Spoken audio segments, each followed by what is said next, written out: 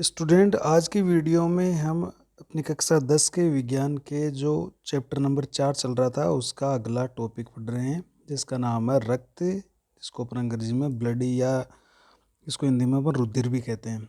तो रक्त या ब्लड जो हमारा अगला टॉपिक है वो इस वीडियो में हम पढ़ेंगे। तो देखिए, रक्त क्या है? आप रक्त को जानते हो। रक्त लाल रंग का एक तरल भाग होता है, तरल पदार्थ होता है। तो वो होता क्या है उसके बारे में अपन कंप्लीट देखेंगे। देखो, रक्त एक तरल जीवित संयोजक है। तो यहाँ पर एक महत्वपूर्ण लाइन है। प्रश्न आ जाता है कि रक्त क्या है, तो आपको ये लिख देना है कि रक्त जीवित संयोजक होता है। ये तरल होता है, जीवित, क्योंकि इसके अंदर जीवित कोशिकाएं भी होती है, निर्जीव पदार्थ भी होते हैं, तो जीवित कोशिकाएं भी होती है। ये गाढ़ा होता है। हमने रक्त को देखा है कि गाढ़ा होता है। देखो, बिल्कुल वो चिपचिपा भी होता है, क्योंकि उसके अंदर कई सारे प्रोटीन्स पाई जाती है। और लाल रंग का होता है। लाल रंग का इसलिए होता है क्योंकि उसके अंदर लाल रक्त कणिकाएं, जिनको अपन आरबीसी कहते हैं, उस आरबीसी के कारण ये रक्त है वो लाल रंग का होता है। अब इस रक्त को अगर अपन देखें, जैसे रक्त को मान लीजिए एक प्रणाली के अंदर अपन इसको भर लें तो और उसको कुछ समय के लिए रख दें, तो रक्त के जो रक्त है वो पेंदे में, इस प्रणाली के पेंदे में जम जाएगा रक्त का कुछ भाग, और इसके ऊपर आपको हल्का पीला सा भाग दिखाई देगा। तो जो ऊपर तैरता हुआ भाग है इसको तो हम कहते हैं प्लाज्मा। और वो जो नीचे ठोस के समान नीचे बैठ गया है पेंदे में, इसको हम बोलेंगे रक्त कणिकाएं। तो रक्त कणिकाएं ये लगभग 55% होता है और रक्त कणिकाएं लगभग 45% होती है। तो ये ऊपर तरल भाग तैर रहा है, तो इस तरह से रक्त के दो भाग हो जाते हैं, प्लाज्मा और रक्त कणिकाएं। तो ये हम पढ़ रहे हैं कि रक्त के दो भाग होते हैं, पहला प्लाज्मा, दूसरा रक्त कणिकाएं। तो देखो, रक्त का प्लाज्मा क्या है? ये रक्त का निर्जीव भाग होता है और तरल भाग होता है, ये याद रखिएगा। तो रक्त के निर्जीव भाग को या इसके तरल भाग को हम क्या कहेंगे? प्लाज्मा या रक्त। दूसरा इसका पार्ट हो गया रक्त कणिकाएं। पहले को तो अपन कह देंगे प्लाज्मा और दूसरा पार्ट इसका रक्त कणिकाएं। जो प्लाज्मा होता है वो रक्त का निर्जीव या तरल भाग होता है। ये जो आपको ऊपर हल्का पीला सा पदार्थ तैरते हुए दिखेगा, ये इसका प्लाज्मा होगा। तो इसमें होगा कि ये निर्जीव भाग होगा पूरी तरीके से, और इसमें रक्त कणिकाओं के अलावा जितने भी पदार्थ होंगे वो सारे इसके अंदर घुले हुए रहेंगे। देखो, यह हाथों से अवशोषित किए गए पोषक पदार्थों को शरीर के विभिन्न भागों या अंगों तक पहुंचाता है तथा शरीर के विभिन्न अंगों में बने हानिकारक पदार्थों को उत्सर्जी अंगों तक पहुंचाता है, ताकि उनको शरीर से उत्सर्जित किया जा सके। तो इसका मुख्य जो भाग हो गया वो क्या हो गया? इसका मुख्य कार्य, एक तो ये निर्जीव तरल भाग होता है। इसका जो मुख्य काम ये हो गया है कि हमारी, हमने पाचन तंत्र पढ़ा था तो उसमें पढ़ा था कि पाचन में अपन भोजन को पचाते हैं, फिर वो अवशोषित होकर रक्त में पहुंच जाता है। तो रक्त का ये जो प्लाज्मा क्या करता है, इसमें वो भोजन के जो अवयव है या भोजन के घटक वो इसमें घुल जाते हैं, और ये इस भोजन को, प्लाज्मा जो है ये भोजन को शरीर के पूरे भागों तक पहुंचाने का काम करता है। अब जब अंग काम करते हैं तो उसमें कई तरह के हानिकारक पदार्थ भी बनते हैं। तो उन हानिकारक पदार्थों को भी ये क्या करता है, ये प्लाज्मा उनको लेकर, जो उत्सर्जी अंग है, चाहे हमारे गुर्दे हों, चाहे हमारे फेफड़े हो, चाहे हमारी त्वचा हो, वहाँ तक लेके आता है और फिर उनको शरीर से बाहर निकाल दिया जाता है, उत्सर्जित कर दिया जाता है। तो इस तरह से हमारा जो प्लाज्मा है वो काम करता है। दूसरा इसका भाग हो गया, देखो, रक्त कणिकाएं। ये रक्त कणिकाएं हैं वो रक्त का जीवित और ठोस भाग होता है। ठोस इसलिए कि ये पेंदे के अंदर ठोस के समान, देखो, पेंदे के अंदर ये बैठ जाता है, तो इस रक्त कणिकाएं कहलाती है। तो ये जीवित भाग है। प्रश्न यही बन जाता है कि रक्त का जीवित भाग किसे कहते हैं? तो रक्त का जीवित भाग रक्त कणिकाएं कहलाती है, जिसको अपन ये रक्त कणिकाएं, इसको कई बार रक्त कोशिकाएं भी लिख देते हैं, लेकिन इसका जो सही शब्द है वो अपन रक्त कणिकाएं ही लिखते हैं। ये टोटल 3 प्रकार की होती है। अगर रक्त कणिकाओं की बात करें तो ये 3 प्रकार की होती है। अब कौन कौन सी होती है? देखो, लाल रक्त कणिकाएं। लाल रक्त कणिकाएं, लाल रक्त कणिकाएं जिसको अपन शॉर्ट में कहते हैं आरबीसी। अगर इसको अंग्रेजी में लिखे तो हम इस तरह से लिख सकते हैं, रेड ब्लड कॉर्पल्स। Red blood कॉर्पल्स। तो इसको शॉर्ट में अपन लिखते हैं RBC। RBC ये रेड ब्लड कॉर्पल्सेज। तो ये RBC का मुख्य कार्य क्या हो जाता है कि पूरे शरीर में ऑक्सीजन का परिवहन करना। तो ऑक्सीजन का परिवहन करना या गैसों का जो परिवहन है वो मुख्यतः RBC या लाल रक्त कणिकाओं के द्वारा किया जाता है। सबसे ज़्यादा ये संख्या में लाल रक्त कणिकाएं होती है, इसलिए अपन को रक्त है वो लाल दिखाई देता है। दूसरी होती है श्वेत रक्त कणिकाएं, इसका कोई कलर नहीं है, श्वेत रंग की है। इनको अपन WBC भी कहते हैं। ये इसको हम अंग्रेजी में कहेंगे वाइट ब्लड कॉर्पल्स। वाइट ब्लड कॉर्पल्स है, इसको अपन संक्षिप्त में कह देंगे WBC। देखो इसका मुख्य काम होगा शरीर को रोगाणुओं से रक्षा करना। तो WBC का काम होता है शरीर में जो रोगाणु प्रवेश कर जाते हैं उनको लड़कर खत्म करना, जिससे शरीर में रोग नहीं होते हैं, अर्थात ये हमें शरीर को रोगों से हमारे शरीर को रोगों से बचाने का काम करती है, रोगाणुओं से रक्षा करती है। तीसरी जो इसकी कोशिका होती है वो होती है बिंबाणु या प्लेटलेट, जिनको अपन प्लेटलेट भी कहते हैं। तो इनका मुख्य काम ये है कि ये जो रक्त स्राव होता है, जब भी चोट लगती है, जैसे मतलब हाथ के अंदर चोट लगी तो उससे रक्त बहने लगा, तो उस बहते हुए रक्त को अर्थात रक्त स्राव को रोकने में सहायक है ये। रक्त का कुछ समय बाद में थक्का बन जाता है। और जो रक्त वाहिनियाँ होती है, उन रक्त वाहिनियों की ये दीवार की मरम्मत भी करती है, तो उसकी सुरक्षा करने का काम भी करती है। तो रक्त स्राव को रोकने का काम है और रक्त वाहिनियों की सुरक्षा करने का काम ये बिंबाणु का है। तो 3 तरह की रक्त कणिकाएं पाई जाती है अपने प्लाज्मा के अंदर, RBC, WBC और बिंबाणु, जिसको अपन लाल रक्त कणिकाएं, श्वेत रक्त कणिकाएं और बिंबाणु कहते हैं हिंदी में। इन तीनों का कार्य आपको याद रखना है। ये तो हो गया अपना रक्त की बात। अब ले लेते हैं अपन रक्त का समूह है कि हमारे अंदर रक्त के कितने समूह पाए जाते हैं, ये किस तरह से रक्त के समूह बनाना है अपने बॉडी के अंदर रहते हैं। तो ब्लड ग्रुप या रक्त समूह है, इसको रुधिर समूह भी कहते हैं। रक्त समूह की खोज सर्वप्रथम एक वैज्ञानिक थे, कार्ल लैंडस्टीनर। तो कार्ल लैंडस्टीनर ने सबसे पहले रक्त समूह की खोज की थी। इन्होंने क्या किया, रक्त जो RBC होती है उसके ऊपर जो एंटीजन्स होते हैं उसके आधार पर रक्त का समूह बनाए थे। तो रक्त समूह का जो वर्गीकरण है वो RBC, जो अब ऊपर हमने पढ़ी है लाल रक्त कणिकाएं, इनकी सतह पर पाए जाने वाले 2 प्रकार के एंटीजन्स होते हैं, A व B। ए व बी के आधार पर किया जाता है। तो जो RBC होती है, जैसे ये एक RBC है, इसकी सतह पर ये एंटीजन ए है, इसकी सतह पर, तो ये और दूसरी RBC ये होती है जिसके ऊपर बी हो सकता है। तो ये 2 तरह के एंटीजन्स होते हैं अपने RBC के अंदर, या तो एक एक होता है या दोनों पर ही ये हो सकता है, या ये बिल्कुल होगा ही नहीं। तो इन जो 2 एंटीजन्स होते हैं A और B प्रतिजन जिनको बोलते हैं हिंदी में, इन्हें A और B के आधार पर रक्त के समूह का निर्धारण किया जाता है। और ये कहाँ पाए जाते हैं, ये RBC की सतह पर पाए जाते हैं। तो इन प्रतिजनों A व B की उपस्थिति अथवा अनुपस्थिति के आधार पर रक्त के कुल 4 समूह पाए जाते हैं। हमारे शरीर में रक्त के कुल 4 समूह पाए जाते हैं, किस एंटीजन के आधार पर, A और B के आधार पर। ये कौन कौन से हो गए रक्त समूह है, A हो गया, B हो गया, AB हो गया और O। ये 4 तरह के रक्त समूह अपने बॉडी के अंदर पाए जाते हैं। इस वर्गीकरण को, जो ये वर्गीकरण कर रहे हैं अपन AB और O, इस वर्गीकरण को अपन ABO समूहीकरण भी कहा जाता है, ABO समूहीकरण। अब अपन पढ़ेंगे, देखो हमारे रक्त समूह कैसे बनते हैं।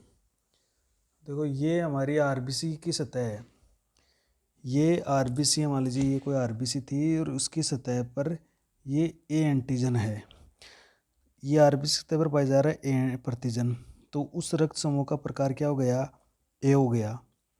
और जो भी रक्त समूह होगा उसके प्लाज्मा में, जैसे इसके अंदर जो A रक्त समूह है, इसके प्लाज्मा में एक एंटीबॉडी पाई जाएगी, प्रतिरक्षी पाई जाएगी। तो ऊपर लिख रहे हैं अपन RBC की सतह पर उपस्थित प्रतिजन, फिर लिख रहे हैं अपन रक्त समूह का प्रकार कौन सा प्रकार होगा, और उसके रक्त के प्लाज्मा में उपस्थित प्रतिरक्षी क्या होगी, और अपन प्रतिजन का जीन प्ररूप भी देखेंगे। तो जैसे ये RBC एक, इस RBC की सतह पर A प्रतिजन है, तो ये रक्त समूह कौन सा हो गया, A हो गया। और इसके प्लाज्मा में एक प्रतिरक्षी पाई जाएगी जिसे हम कहेंगे एंटी B। मतलब इस ए प्रतिजन के खिलाफ नहीं होगी, ये जो अन्य को दूसरा आएगा उसके खिलाफ होगी, तो ये एंटी बी होगी। अगर बी रक्त समूह वाला दे दी जाए तो ये उससे क्रिया कर लेगी, तो एंटी बी प्रतिरक्षी इसके ब्लड में कि प्लाज्मा में पाई जाती है। दूसरे आरबीसी ये देखो जिसकी सतह पर बी एंटीजन है, ये एंटीजन है बी प्रतिजन उपस्थित है। इस बी प्रतिजन उपस्थित होगा तो इस तरह का रक्त समूह कौन सा होगा, बी प्रकार का होगा, और इसके रक्त के प्लाज्मा में एक प्रतिरक्षी पाई जाएगी जिसका नाम है एंटी ए। ये पाई जाएगी, एंटी ए पाई जाएगा इसके अंदर। तीसरे आरबीसी ये हो सकती है कि एक आरबीसी हो सकती है जिस पर ए भी उपस्थित हो और बी भी उपस्थित हो, दोनों ही प्रतिजन उपस्थित हो, यानी ए और बी ये दोनों ही उपस्थित हो, तो ऐसा रक्त समूह हो जाएगा ए बी रक्त समूह। अगर दोनों ही प्रतिजन एक ही आरबीसी पर उपस्थित है, एक ही आरबीसी की सतह पर उपस्थित है, तो ए बी रक्त समूह हो जाता है। और इस तरह के जो रक्त समूह होगा ए बी, उसके कोई प्लाज्मा में कोई प्रतिरक्षी नहीं होगा, नहीं, उसके प्लाज्मा में कोई प्रतिरक्षी नहीं पाया जाएगा। एक आरबीसी ऐसी हो सकती है जिसकी सतह पर कोई एंटीजन नहीं है, अर्थात कोई प्रतिजन नहीं, कोई प्रतिजन नहीं, तो इस तरह का रक्त समूह है जिसको अपन कहेंगे ओ। क्या कह देंगे, ओ। और ओ के रक्त समूह के जो प्लाज्मा होगा उसमें एंटी ए व एंटी बी दोनों ही प्रतिरक्षी पाए जाएंगे, ये याद रखना आपको। तो ओ के अंदर दोनों प्रतिरक्षी पाए जा रहे हैं, लेकिन प्रतिजन कोई सा ही नहीं है, प्रतिरक्षी दोनों पाए जा रहे हैं। तो देखिए हमारे दो ही ये प्रतिजन है ए और बी। अगर आरबीसी की सतह पर ए प्रतिजन पाया जाता है, दोबारा देखते हैं, देखो इसको, आरबीसी की सतह पर ए प्रतिजन पाया जाता है तो वो रक्त समूह कौन सा हो गया, ए। इस रक्त समूह की प्लाज्मा में एक प्रतिरक्षी पाया जाएगा जिसको हम कहेंगे एंटी बी। ये एक के खिलाफ नहीं है, दूसरे बी के खिलाफ है, इसलिए एंटी बी हो गया। अगर बी वाला रक्त समूह ए को दे देंगे ना, तो ये एंटी बी से क्रिया करके उसको रक्त के गुच्छे बना देगी और उस आदमी की जानलेवा हो जाएगा उसके लिए।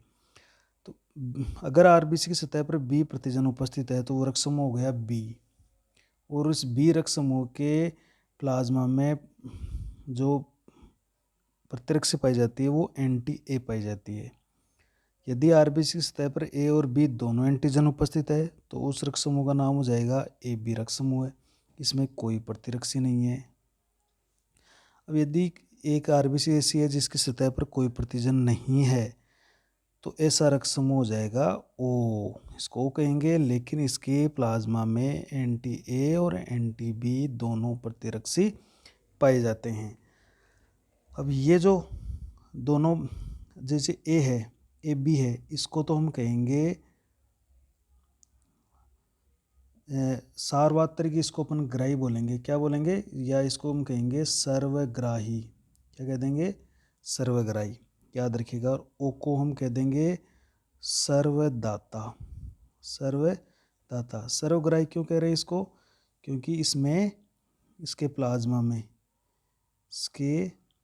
प्लाज्मा में कोई प्रतिरक्षी नहीं है, कोई प्रतिरक्षी नहीं है, तो ये किसी से भी ले सकती है। दूसरा देखो ओ जिसको सर्वदाता कहते हैं, इसमें क्या है, इसमें कोई प्रतिजन उपस्थित नहीं है, कोई प्रतिजन नहीं, इसलिए किसी को भी दे सकता है। तो सर्वदाता का मतलब है किसी को भी दे सकता है ओ वाला, क्योंकि इसमें कोई प्रतिजन नहीं है।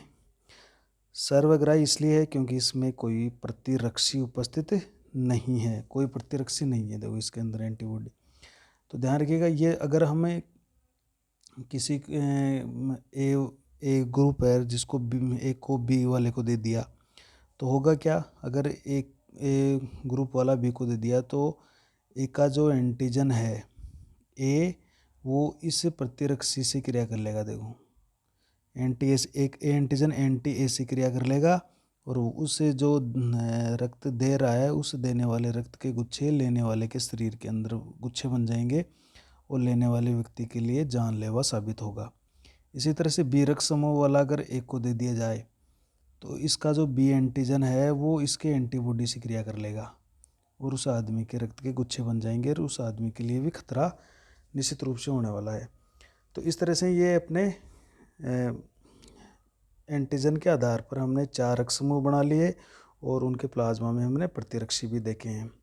अब एक टॉपिक हो जाता है यहाँ पर, जो प्रतिजन का जीन पर रूप होता है वो क्या होता है।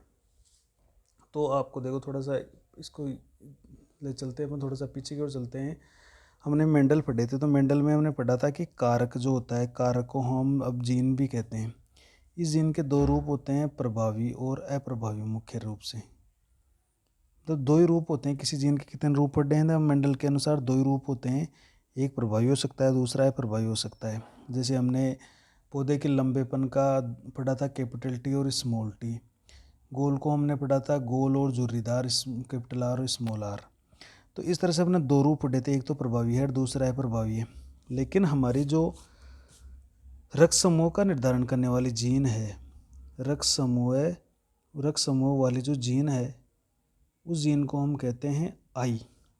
अभी इस आई के 3 रूप होते हैं, ये ध्यान रखिएगा।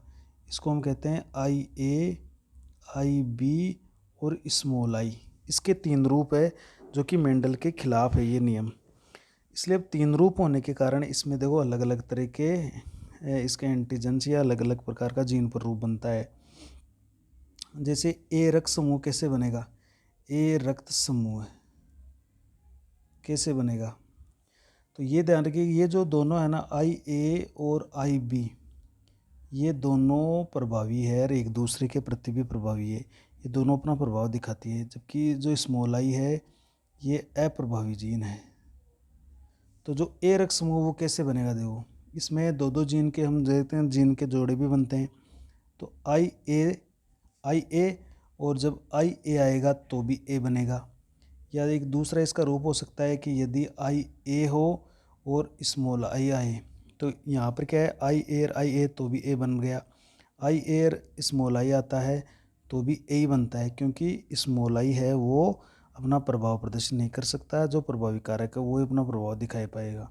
इसी तरह से बी रक्त समूह है, उसका क्या प्रारूप बनेगा, ये बी कैसे बनेगा, या तो ऐसे बन सकता है आई बी और आई बी से, तो भी बनेगा, या बन जाएगा आई बी और स्मॉल आई से, इसी तरह से भी बन जाएगा। अगर अपन ए बी की बात करें कि ए बी कैसे बनेगा, तो ए बी एक के रूप में बनेगा अगर आई ए उपस्थित है और आई बी उपस्थित है, ये दोनों प्रभावी रूप एक साथ उपस्थित है, तब दोनों अपना प्रभाव दिखा देंगे और आई बी बनेगा। और ओ कैसे बनेगा, ये ओ बनेगा जब दोनों स्मॉल आई प्रेजेंट होते हैं, तब ये ओ बन जाएगा। तो इस तरह से हम ये कह सकते हैं कि हमारी रक्त की निर्धारण करने वाले जीन के 3 रूप होते हैं और उसके कारण से अलग अलग ये अपने रक्त समूह होते हैं। तो इसे हम कहते हैं अपने प्रतिजन का जीन पर रूप। तो ये याद रखिएगा, ए जो प्रतिजन है उसके इस तरह के 2 रूप जीन पर रूप हो सकते हैं, आई ए और स्मॉल आई। बी प्रतिजन के 2 रूप हो सकते हैं, आई बी और I B small I. A B के 2 रूप हो सकते हैं, एक ही रूप होगा आई ए और आई बी, और ओ का भी एक ही रूप होगा स्मॉल आई। तो ये जो हम देख रहे हैं ये सभी है जीन पर रूप, कि यहाँ पर किस तरह से जीन इसके अंदर उपस्थित है, किस तरह से जोड़ा जीन का उपस्थित है। तो संभावना यही है कि इन जीनों के कारण ही ऐसा रक्त समूह अपने बॉडी के अंदर बनता है। तो ये आपके समझ में आ गया होगा कि 3 तरह की जीन होने के कारण संभावित जो रक्त समूह है वो इस तरह से बनता है। अब इसके अपन कुछ महत्वपूर्ण प्रश्न देख लेते हैं। देखो हमने बनाए अभी इसके, तो इस तरह से अपना अगर प्रतिजन का जीन पर रूप देखें तो इसमें लिख लेते हैं। ए प्रतिजन के जीन रूप कौन सा हो गया, आई ए या आई ए, तो भी ए बनेगा, या आई ए आएगा और इसके साथ एक जोड़ा हो, एक और ले लें स्मॉल आई, तो भी ए बनेगा। बी कब बनेगा, आई बी होगा या आई बी, तो भी बी होगा, या आई बी के साथ स्मॉल आई आता है तो भी बी बनता है। और ए बी कब बनता है, जब आई ए और आई बी जीन जोड़ा बनाते हैं तब भी ए बी बनेगा। और ओ कब बनेगा, जब स्मॉल आई आएंगे तब ओ बनेगा। तो ये होता है हमारे प्रतिजन का जीन पर रूप। तो ये भी परीक्षा में आपसे पूछा जा सकता है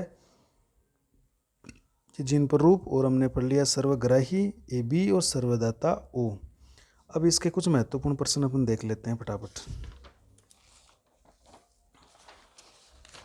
तो ये अपने इस जो अपने टॉपिक पढ़े हैं इसके महत्वपूर्ण प्रश्न कुछ इस तरह से हैं। ये देखो प्रश्न जैसे इस तरह से आ गया, रक्त क्या है? तो आपको 1 नंबर का ये आंसर देना होता है। तो आपको लिखना है रक्त तरल जीवित ऊतक है। तरल संयोजी या तरल जीवित ऊतक है, ये इसका उत्तर हो जाता है सही। या प्रश्न ऐसे भी आ सकता है जैसे रक्त क्या है? रक्त क्या है? आपको इसके 4 ऑप्शन दे सकता है कि रक्त है, कोशिका है, ऊतक है, अंग है या कण है। तो आपको लिखना है उसमें ऊतक। तो रक्त क्या है? एक तरल जीवित ऊतक है। दूसरा प्रश्न देखते हैं, रक्त का तरल भाग क्या कहलाता है? तो रक्त का तरल भाग कहलाता है प्लाज्मा। तो हमने पढ़ा था प्लाज्मा को रक्त का तरल भाग कहते हैं, जो कि जो पोषक पदार्थ होते हैं उनको पूरे शरीर में पहुंचाता है और उत्सर्जित पदार्थों को उत्सर्जित अंगों तक लेकर आता है ताकि हम उनको शरीर से बाहर निकाल सकें। रक्त का जीवित भाग क्या कहलाता है? तो जीवित भाग हमने कहा रक्त, उस भाग को हम रक्त कणिकाएं कहते हैं। और रक्त कणिकाएं हैं वो 3 प्रकार की होती है, हमने पढ़ लिया था, RBC, WBC और बिंबाणु, हमने 3 पढ़ ली थी। तो रक्त का जीवित भाग कौन हो गया? रक्त कणिकाएं हो गई, इसका सही आंसर हो जाता है। फिर आता है रक्त में कितने प्रकार के रक्त कणिकाएं मिलती है? तो 3 प्रकार की रक्त कणिकाएं मिलती है, इसका सही आंसर है। और वो होती है RBC, WBC और बिंबाणु, अर्थात लाल रक्त कणिकाएं, श्वेत रक्त कणिकाएं और बिंबाणु। 5वां प्रश्न देख लेते हैं, गैसों का परिवहन करने का कार्य करती है। तो गैसों का परिवहन किसका काम है? लाल रक्त कणिकाओं का है। फिर एक जैसे रिक्त स्थान वाला आ गया कि देश देश देश शरीर की रोगाणुओं से रक्षा करती है। तो यहाँ पर क्या आ जाएगा? श्वेत रक्त कणिकाएं, ये इसका उत्तर हो जाएगा कि श्वेत रक्त कणिकाएं रक्त शरीर की रोगाणुओं से रक्षा करती है, ये इसका सही आंसर हो जाएगा श्वेत रक्त कणिकाएं। बिंबाणु का मुख्य कार्य क्या होता है? तो बिंबाणु का मुख्य कार्य होता है रक्त का स्राव रोकना, अर्थात रक्त को बहने से रोक देना। जो अगला प्रश्न देखते हैं अपना अगला प्रश्न कि रक्त समूह का सर्वप्रथम वर्गीकरण किसने किया? तो सर्वप्रथम वर्गीकरण किया रक्त समूह का कार्ल लैंडस्टीनर नामक वैज्ञानिक ने। अगले प्रश्न देखते हैं, देखो लाल रक्त कणिकाओं की सतह पर मुख्य रूप से डेस डेस डेस प्रतिजन पाए जाते हैं। तो इसका आंसर क्या हो जाएगा? A और B। तो यहाँ तो आ जाएगा A और यहाँ आ जाएगा B। तो लाल रक्त कणिकाओं की सतह पर मुख्यतः A और B 2 प्रतिजन पाए जाते हैं। किस रक्त समूह में A व B दोनों प्रकार के प्रतिजन पाए जाते हैं? तो अभी हमने पढ़ा था कि किस रक्त समूह में A और B दोनों प्रकार के प्रतिजन होंगे। जब दोनों प्रकार के प्रतिजन पाए जाएंगे तो हम उसको कौन सा रक्त समूह कहेंगे? AB कहेंगे। तो इसका सही आंसर क्या हो जाता है? AB। किस रक्त समूह में A व B दोनों ही प्रतिजन नहीं पाए जाते हैं? तो हमने ये कहा था कि जो O रक्त समूह है उसमें कोई प्रतिजन उपस्थित नहीं होता है, तभी उसको हमने O कहा था। सर्वदाता रक्त समूह कौन सा होता है? तो सर्वदाता रक्त समूह है O होता है, O इसका सही आंसर हो गया। सर्वग्राही रक्त समूह किसे कहते हैं? तो सर्वग्राही रक्त समूह कहते हैं AB को, ये किसी से भी रक्त को ग्रहण कर सकता है। सर्वदाता का मतलब ये किसी को भी दे सकता है। सर्वग्राही का मतलब ये किसी से भी रक्त ले सकता है।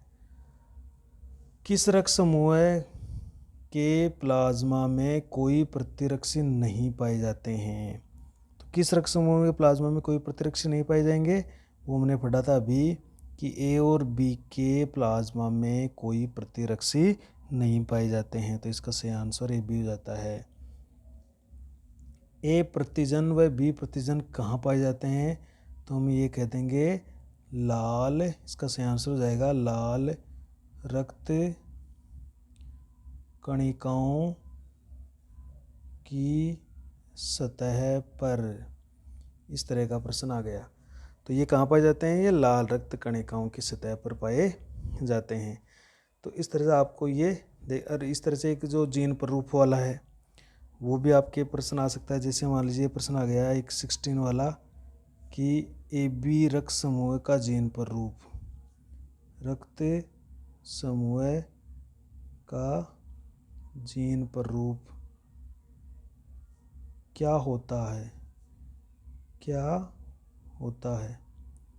तो आपको इसका उत्तर क्या दोगे, AB रक्त समूह का मतलब दोनों जीन पाई जा रही है, सॉरी दोनों प्रतिजन पाए जा रहे हैं, तो ये एक ही इसका जीन प्रारूप बनेगा, IA बनेगा, या इसके साथ कौन होगी दूसरी IB होगी, तभी ये क्या बनेगा AB बनेगा। तो इसका जीन प्रारूप क्या हो जाएगा IA और IB इसका जीन प्रारूप हो जाएगा। तो इस तरह से हमने आज रक्त और रक्त समूह के बारे में चर्चा की है और इसके कुछ महत्वपूर्ण प्रश्न भी देखे हैं।